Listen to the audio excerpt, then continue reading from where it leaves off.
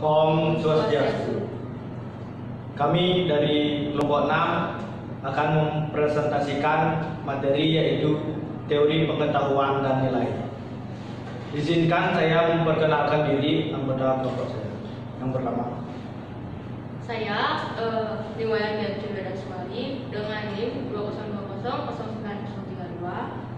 dan saya anak Agung Rahbagus Kendi Paramawangsa dengan NIM 202009040. Baiklah, di sini saya akan membawakan materi pengertian pengetahuan.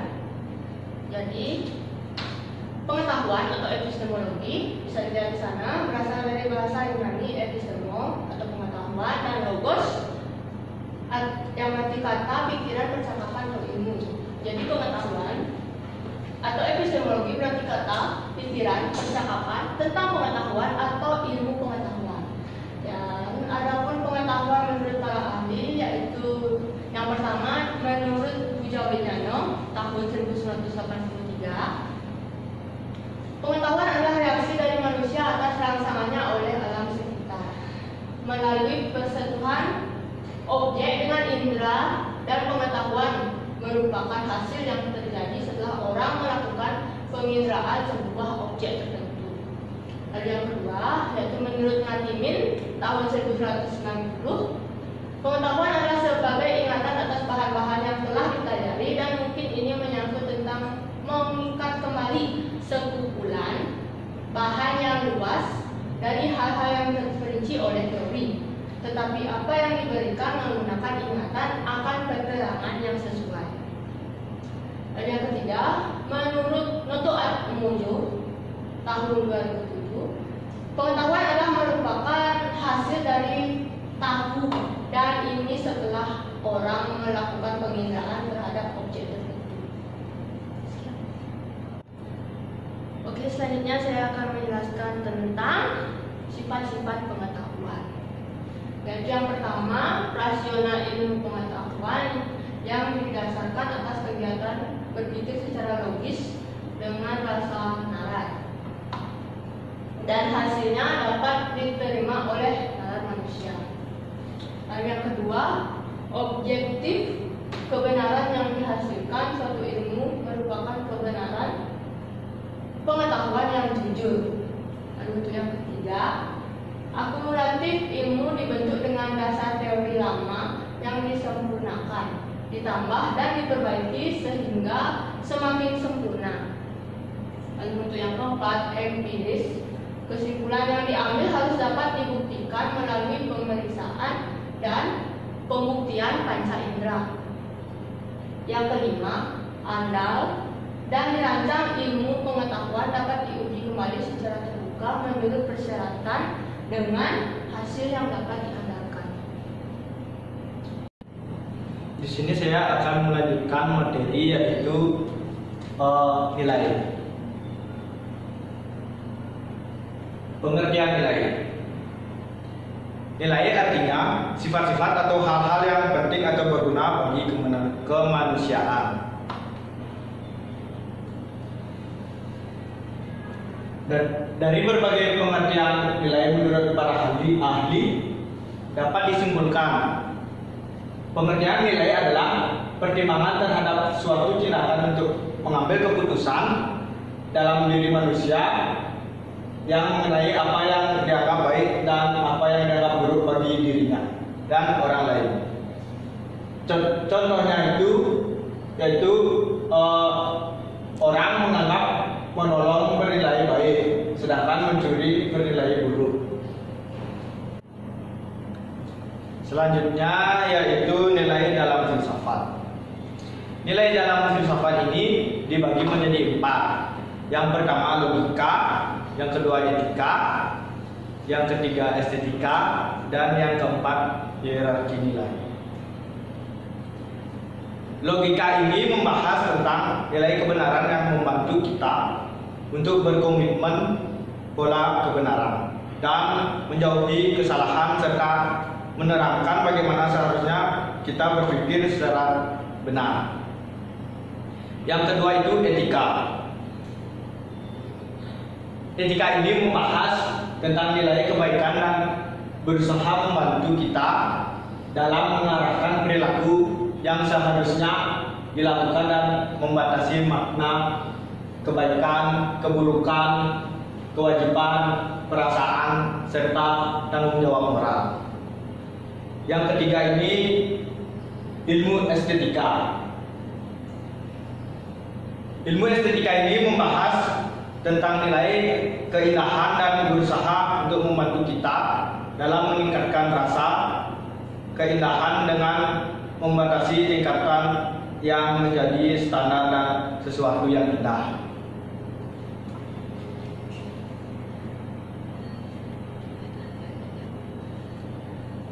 Selanjutnya itu yang keempat, hierarki nilai. Nah, di sini di hierarki nilai ini dibagi juga menjadi 3 bagian. Yang pertama kaum idealis, yang kedua kaum realis, dan yang ketiga kaum pragmatis. Kaum idealis ini berpandang secara pasti terhadap tingkatan nilai, di mana nilai spiritual ini lebih tinggi daripada nilai non spiritual. Yang kedua, kaum realis. Kaum realis ini kita menempatkan nilai rasional dan empiris pada tingkatan atas sebab membantu manusia menemukan realitas objektif, hukum-hukum alam dan aturan berpikir logis. Yang terakhir itu ada kaum pragmatis. Kaum pragmatis ini menurut mereka suatu aktivitas dikatakan baik seperti yang lainnya apabila memuaskan kebutuhan yang penting dan memiliki nilai instrumental. Baik, di sini saya akan melanjutkan dan membahas tentang teori pengetahuan.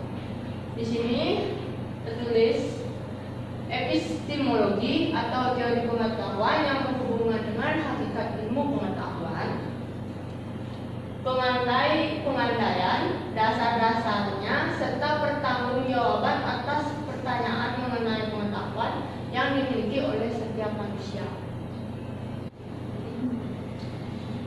Di sini metode untuk memperoleh pengetahuan.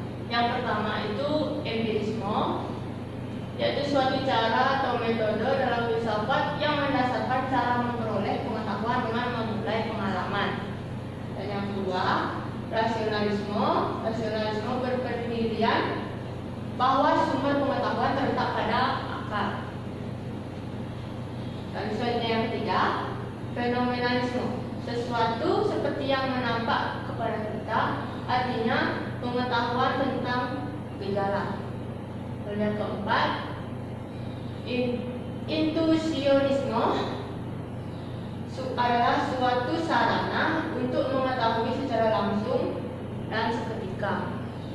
Yang kelima, dialektis, yaitu tahap logika yang mengajarkan kaidah-kaidah dan metode penuturan serta analisis sistematika tentang ide-ide untuk mencapai apa yang terkandung dalam pandangan.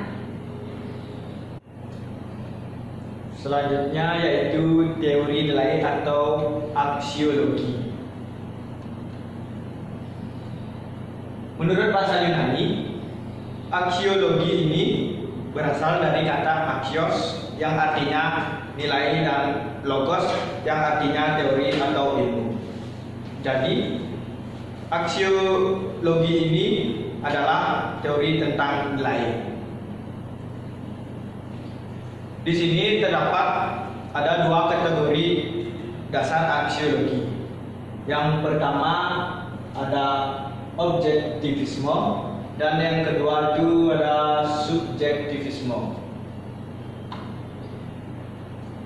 Objektivisme itu penilaian terhadap sesuatu yang dilakukan yang adanya sesuai keadaan objek yang dinilai. Yang kedua ini subjektivisme. Subjektivisme ini penilaian terhadap sesuatu yang dimana dalam proses penilaian ini terdapat unsur intuisi atau perasaan. Nah, dari sinilah muncul yang adanya pendekatan etika. Pendekatan etika ini bagi menjadi 4. Yang pertama teori nilai intuitif, yang kedua teori nilai rasional, yang ketiga teori nilai alamiah, dan yang terakhir itu yang keempat ada teori nilai emotif. Teori nilai intuitif yaitu teori yang berpandangan bahwa sulit jika tidak bisa dikatakan mustahil untuk mendefinisikan suatu perangkat nilai yang absolut. Yang kedua ini ada teori nilai rasional. Teori nilai rasional ini ditemukan sebagai hasil dari penalaran manusia. Yang ketiga ini ada teori nilai alamiah. Teori nilai alamiah ini nilai menurutnya diciptakan manusia bersama dengan kebutuhan-kebutuhan dan hasrat-hasrat yang dialaminya. Yang terakhir yaitu keempat ada teori nilai emotif. Teori nilai emotif ini yaitu teori yang memandang bahwa konsep moral dan etika bukanlah keputusan faktual tetapi hanya merupakan ekspresi emosi dan tingkah laku. Nilai ini tidak lebih dari suatu opini yang tidak bisa diverifikasi. Baik, selanjutnya adalah kesimpulan. Yaitu yang pertama, pengetahuan merupakan segala sesuatu yang diketahui dari sentuhan panca indera terhadap objek tertentu, dari proses melihat, mendengar, merasakan, dan berpikir yang menjadi dasar manusia dan bersikap dan bertindak. Yang kedua, nilai adalah pertimbangan terhadap suatu tindakan untuk mengambil keputusan dalam diri manusia mengenai apa yang dianggap baik dan apa yang dianggap buruk bagi dirinya dan orang lain. Yang ketiga, teori pengetahuan atau epistemologi yang berhubungan dengan hakikat ilmu pengetahuan, pengandaian, dasar-dasarnya, serta pertanggungjawaban atas pertanyaan mengenai pengetahuan yang dimiliki oleh setiap manusia. Sedangkan teori nilai atau aksiologi berasal dari kata aksios, artinya nilai, dan logos, dan artinya teori atau ilmu. Jadi aksiologi adalah teori tentang nilai. Sekian dari presentasi kelompok kami. Bila ada kesalahan dalam kami mempresentasikan dan dari makalah, kami mohon maaf sebesar-besarnya. Saya tutup dengan para Santi. Om Santi Santi Santi Om. Terima kasih.